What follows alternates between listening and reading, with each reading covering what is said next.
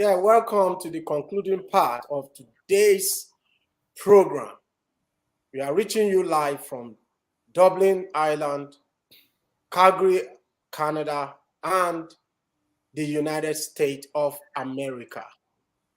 Today is the 4th of June, 2022. Yeah, you are welcome for staying tuned to listen to us as we analyze events in Nigeria. Yeah, we're going to move on to the APC presidential primary. We know that it's happening tomorrow. On Monday, June 6th to June 7th. It's between June 6th and June 7th.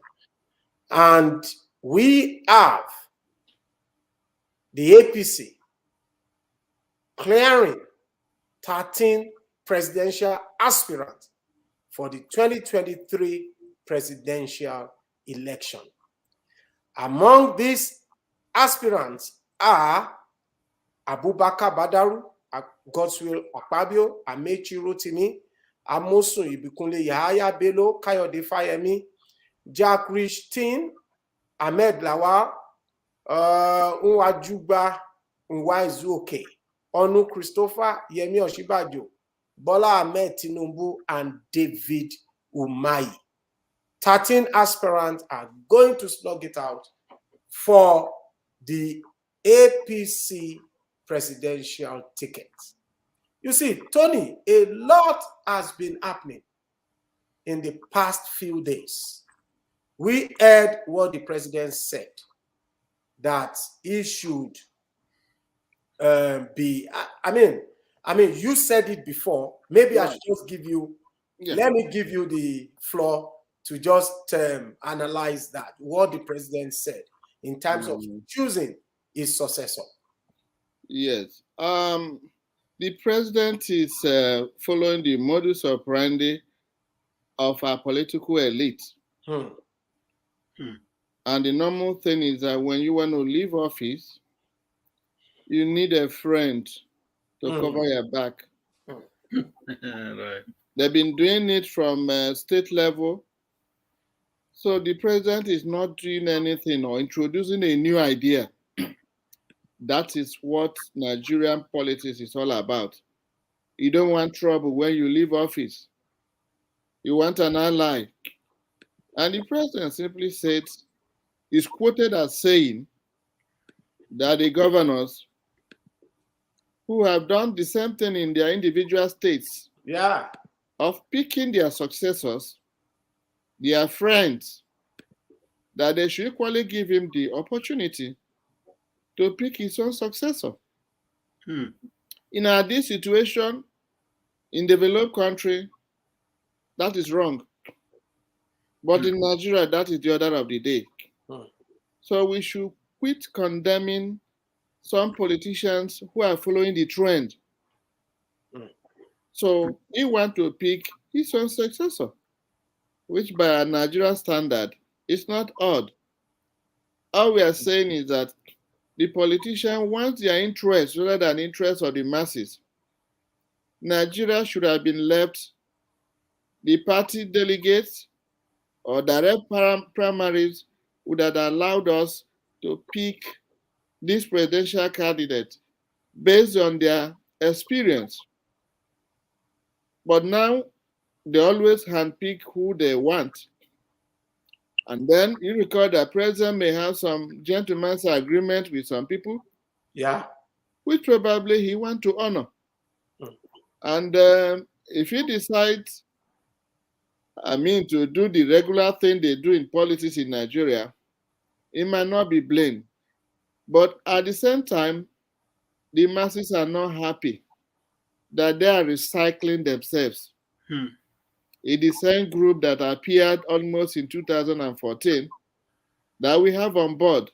So it has now become a profession. If you are not a qualified professional, you are wasting your time going in with them. So this is where we are for now. Thank you, Tony. Thank you. Jude. Yeah. Over to you. Yeah, Tony said it. The point is, where are we going to? Where is this successor going to lead us to? Appointing someone that will be will leave when you leave the office. What does it mean? Is that democracy? I don't understand. That's an appointment. That's not democracy. It's just like where he was, president was a military man, and the same principle that he said, okay, I want to apply it here as well, even though it's been done before. But he should know that we are in total democracy, and he should not encourage it at all.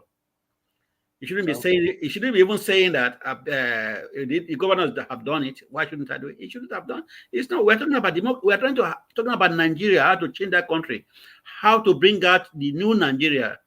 We need people. We need people. We need hands. We need people who don't know before to come and save this country. The country is in a mess. It's not a time of appointment. Nothing like appointment this time. It should be the right people should be voted in. Yeah. And I bet him this way, he's making a mistake because he's sitting in Nigeria 10 years ago. Well, from my own calculation, if everything is done well, I don't see APC winning this election anyway. And he's going to aid APC to lose the election. Well, that's what I say. Yeah, that is. I don't know the crystal ball that you used. Yeah. But I don't know the crystal ball. But it's something that we have to wait and see. You know, whether the APC is going to win the election. Please, let's go through this. The list of the 13 aspirants. Tony, who do you think is a lightweight? And okay, let me say, can you please identify the people you think are lightweight on this list? And then Jude will identify the heavyweights. Oh, right. You're making sense, yeah? I understand where you are coming from, but since I'm not a politician, it's a little bit difficult when you understand Nigeria is not about lightweight or heavyweight. You talk about dollar weight or naira weight. Because what you have in these nominations is to the highest bidder. Most of us saw what happened in PDP primaries. It went to the highest bidder. Some of these people, we may not know their wherewithal, but if you look at the team now, the kingmaker, Bola Tinubu, is there. He's not asking you for ministerial appointment. He's not asking you for money. He's not asking you for anything. He just wants the post because he's his turn. You understand? So when you look at what is happening, based on the gentleman's agreement that he did not clarify that. He did not. He did not clarify that. But be that as he may, what the political terrain in Nigeria is very, very murky. That you cannot give a good prediction because they have their hidden agenda. You know, we've been saying you need a presidential candidate of if you look at the list go around there, I don't think you can pick up to even maybe two of the contestants, and those contestants are not well known in the Southeast. So it's very, very difficult to see. Just like Jude added, if APC is not very careful, the choice they're going to make may mar the prospect of winning this election. I think if they keep to the gentleman's agreement reached, they are likely to perform better than trying to sidetrack that agreement. Because from all available evidence, the gentleman's agreement between Bola Tinubu and the president, I think it was real. Yeah. And for you to disappoint in such situation, it will leave an indelible mark in his name. Therefore, from the list I see here, bearing any surprises, Tinubu is in the right spot from analysis people are making. But at the same time, if you watch the video of Asiwaju, maybe there are they have this popular saying that when you see a bird dancing on the road, those who are beating the drum are inside the bush. It's just an Igbo proverb. From his reaction, maybe there are things he has been hearing which is not known to Nigerians. But in absence of any surprises, I think they need to pick Ahmed Tinubu. Yeah, thank you, Tony. And I think you followed that basic cardinal principle, which is this is politics. Anything can happen. Exactly. So when we start predicting, you just see that your prediction is running foul because, you know, the real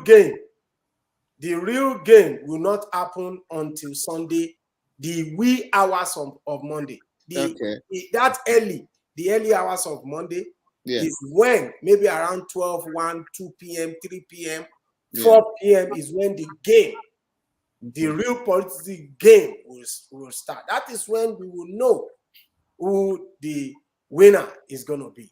Good. Yeah. You have the list. Yeah, I have the list there. So Tony, what Tony just did was to change the question. He answered the heavyweight. Yeah. Just give me the lightweight. But that's what everyone should answer though. Because the lightweight are very visible here. We have Yaya Bello. Yeah, they're very the last weights are so visible here. Is Yaya Bello a lightweight? I think he's the governor of Kogi. Yeah, Wajuba was okay. Ono, Christopher, and the rest up there. David Umahi is a governor. David Umahi is in the middle. Ababio and the rest is. What about Rotimi Amechi? So Rotimi, I will put him at a higher rate at this point. At this point, you know that I'm beginning to think that this might be Rotimi Amechi might be the spoiler here. Yeah, that's why I'm putting him there is because the president and the Northerners have promised somebody from the Eastern Extraction, and if they maintain that, Rotimi Amechi is the only one that can fit that. Okay, if you say no, we don't, let us do it the way it's done. Forget about that. Then Bola Tinubu should be the one that will be able to challenge PDP at Atiku. Yes, I'm agreeing with you. To challenge Atiku. Yeah, it's only Tinubu that can. If you put a Christian there. Yeah, that's the only one that can fight it. The election is lost already. Yeah, but if they want to use to go with the election is lost. Don't let us deceive ourselves. I'm a Christian, but I know that, you know, Yeah, so if they want to actually say, Easterners, we want your turn, then Amechi should come in there and then put a formidable Northerner to back him up. Then he can be able to match up with Atiku. And it will make sense. Yeah. But Tony, there is this analogy. Okay. Jude, I want you to listen to this analogy. Because somebody made it that there is a grand plan in the north that power must not go back to the south. And that President Muhammadu Buhari is in the game. Is part of the game. That what they will do in the APC is to field a lightweight candidate. And Atiku will just have a runover during the main election. Right.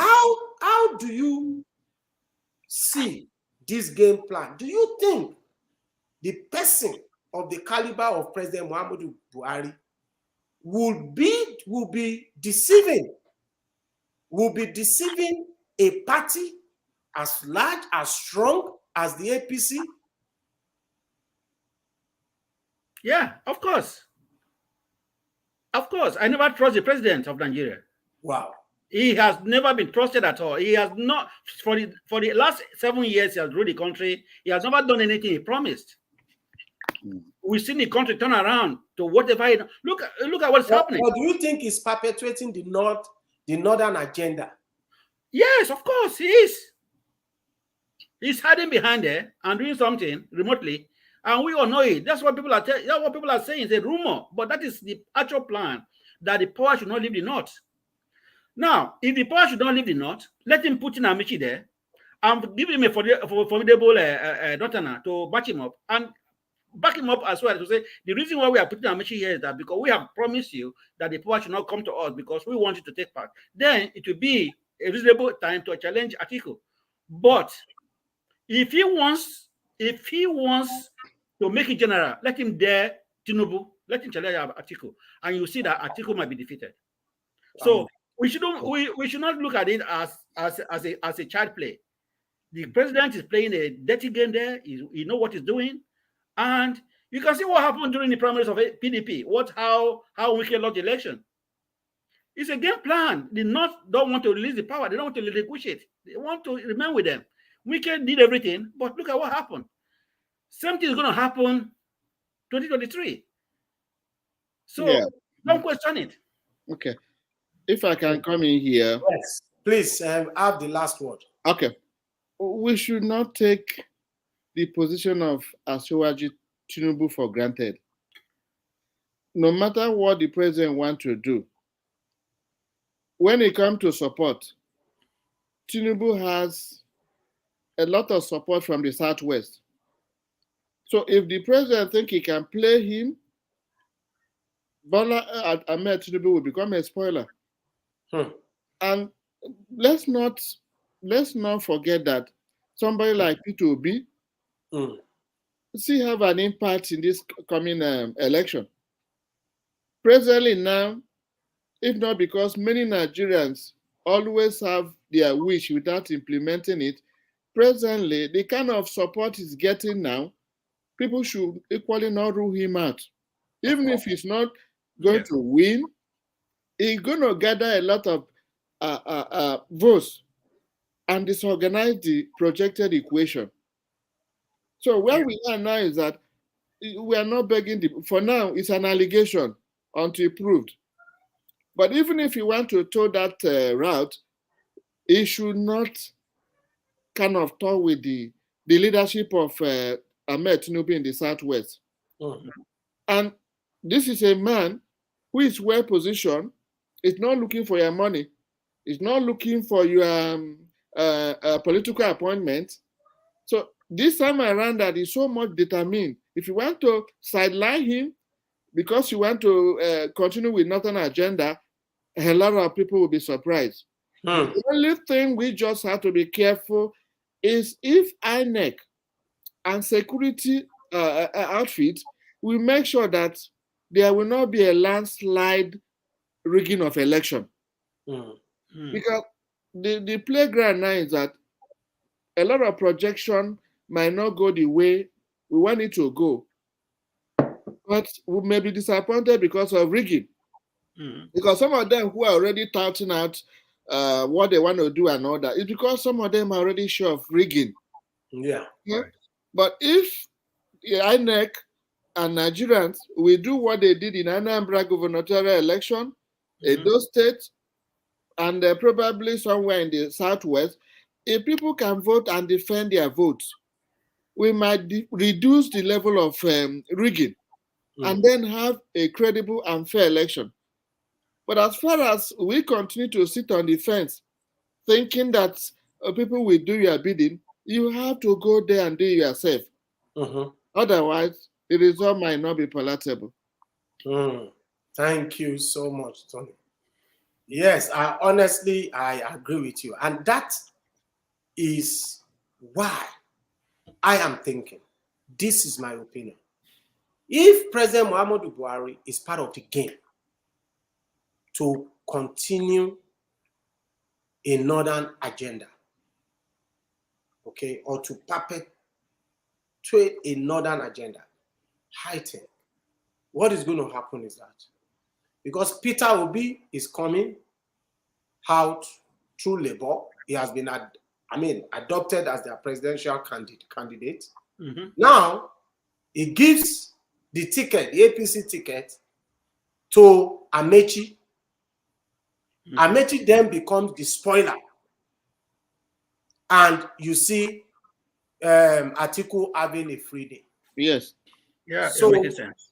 Yes. So this is why when Jude mentioned it, because I said, you see, on Monday, Tuesday, we will know. That is when I will be able to come out and make a public statement about whether the president is scheming for a northern agenda, or he is sincere with the APC party.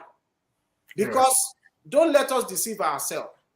Buhari is never an APC man. There was an alliance that brought him in. Okay. Okay? And when he came in, most of the portfolios he announced, most of the people he appointed to positions, we did a program on it, about 90% Northerners. Yeah. So for me, I know that the distrust is still there. So let's wait and see. Maybe Tuesday we will know at most whether this guy is part of another agenda. Guys, because we have reached about 22 minutes, let's just end it here. Then we come back for the third and final segment of today's program. And we are going to discuss about the PDP guy. His name is Tanko Rossi Sabo, the PDP delegate who donated proceeds to the community. Proceeds he received from his service as a delegate, 13 million naira, donated it to fund the education of Kaduna orphans. We are going to talk about it as, our last and final segment of today's show. Thank you, ladies and gentlemen, for joining us. We really appreciate you. Thank you.